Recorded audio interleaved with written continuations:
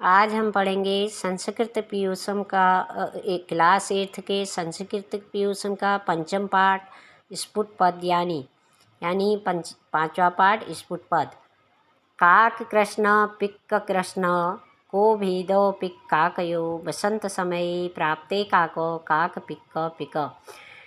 इस श्लोक में बताया गया है कौवा भी काला होता है और कोयल भी काली होती है, उनके बीच का भेद पता नहीं चलता, परंतु बसंत समय प्राप्ते काको बसंत के समय में कौवे और कोयल के बीच का भेद पता चल जाता है कि कौन कोयल है और कौवा कौन है। क्योंकि कोयल उस समय गाना गाती है तो उसकी मीठी बाणी पता चलती है और कौवे की बोली कर्कश होती है, यानी बोली के कारण उनमें दोनों का भेद पता चल जाता है। अगला है विद्या विवादाय धन मदाय शक्ति परेशान पर पीडनाय खलस्य साधो विपरीत मेततम ज्ञानाय दानाय च रक्षणाय। इसमें है दुर्जनों और सत्पुरुषों का व्यवहार विपरीत होता है।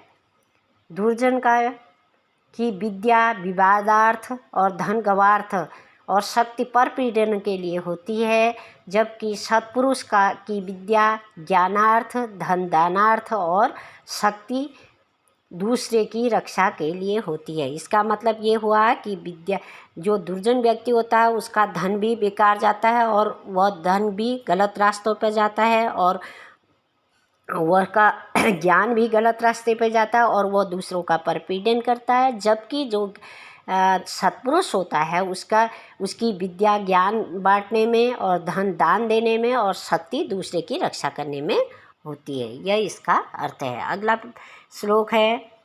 अगला श्लोक है लोभात् क्रोध प्रभवति लोभात् काम प्रजायते लोभात् मोहश्च नाशश्च लोभ पापस्य कारणम। इसका अर्थ है लोभ से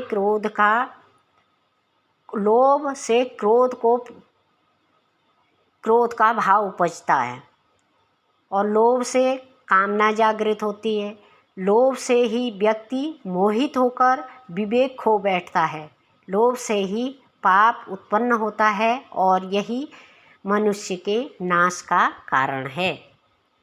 लोभ पापस्य कारणम, लोभ से नाशश्च पापस्य कारणम, लोभ से ही मनुष्य का नाश हो जाता है। अगला है वदनं प्रसाद सदनं सहृदयं हृदयं सुधामुचो वाचः करणं परोपकरणं ऐसा कैसा न ते वंद्या। जिसका मुख प्रसन्नता से का घर है, यानी प्रसन्न चित्त है, जो हृदय में दया है और वाणी अमृत सी मधुर है तथा कर्म परोपकारमयी है, वे किसके बंदनीय नहीं होते, अर्थात वे सबके बंदनीय होते। बंदनीय यानी पूज्य होते। अगला है सत्येन रक्ष्यते धर्मो विद्या योगेन रक्ष्यते मृजया रक्ष्यते पुरूपम कुलं वृतेन रक्ष्यते। धर्म का रक्षण सत्य से, विद्या का रक्षण अभ्यास से और रूप का रक्षण यानी कि सफाई और कुल का रक्षण सदाचार से होता है। जो सदाचार व्यक्ति होगा वह यदि उसके रूप की भी रक्षा होगी और उसके कुल की भी रक्षा होगी, ये कहने का इसका अर्थ है। और सत्य से धर्म की रक्षा होती, योग और विद्या से योग की रक्षा होती, ऐसा इसका अर्थ है। इसके इधर भी हमने ये थोड़ी बहुत कर रखे हैं, इसके शब्द अर्थ ये सब देख के ये